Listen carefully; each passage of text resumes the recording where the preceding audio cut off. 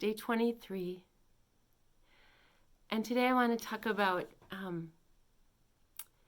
when we ask why. Why me? Why this? Why now? Why him? Why her? Why so hard? Why such suffering? There's never a good answer to why on this side of heaven, and God has actually told us that we won't know. He says, my ways are higher than your ways. My thoughts are greater and higher than yours. And then Jesus says in Corinthians, now you see partly. Now you see like looking through a bad mirror. You see in part. But one day you will see fully, and you'll fully understand just as you're fully known. But not now. Not yet. So if someone tries to tell you why you're suffering and knows the reason why, they're lying. Because God himself said, you're not going to know my ways. You're not going to understand fully, and you're not going to fully get it till much later. And maybe not even on this side of heaven. But one day you will. A friend of Eric's on Caring Bridge back in when Eric was still in the ICU sent a little story. I think her name is Mitzi. And Eric knew her, and maybe from Nebraska when he went to the university. I don't know how he knew. I think so. I think he was at her house. Anyway, it's a it's a beautiful story. And it kind of talks to me and us about the why. Why suffering?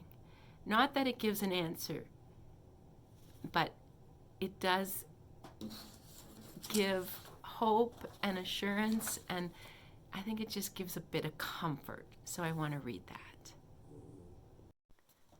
The Brave Little Soul by John Alesi. Not too long ago in heaven there was a little soul who took wonder in observing the world.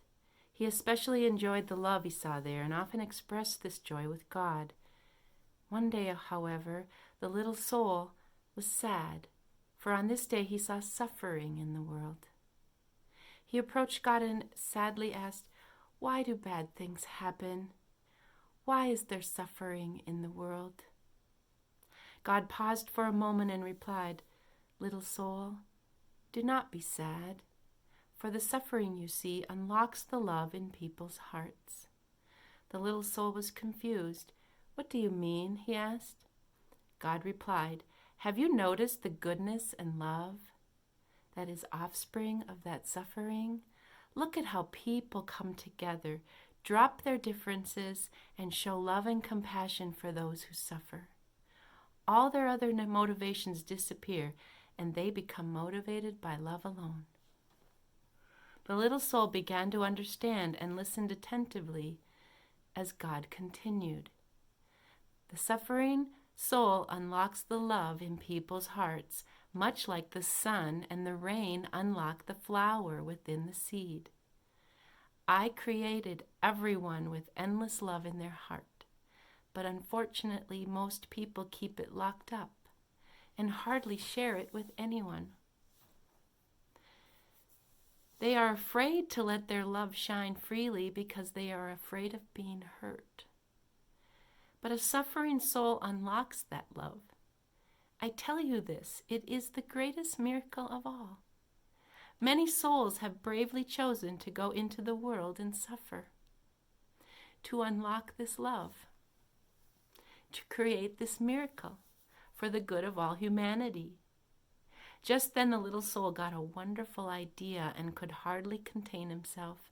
With his wings fluttering, bouncing up and down, the little soul excitedly replied, I am brave. Let me go. I would like to go into the world and suffer so that I can unlock the goodness and love in people's hearts. I want to create that miracle. God smiled and said, you are brave. You are a brave soul, I know. And thus I will grant your request. But even though you are very brave and you will not be able to do this alone, I have known this from the beginning of time that you would ask for this, and so I have carefully selected many souls to care for you on the journey. Those souls will help you create your miracle. However, they will also share in your suffering.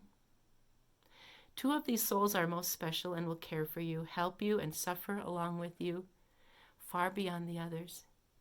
They have already chosen a name for you.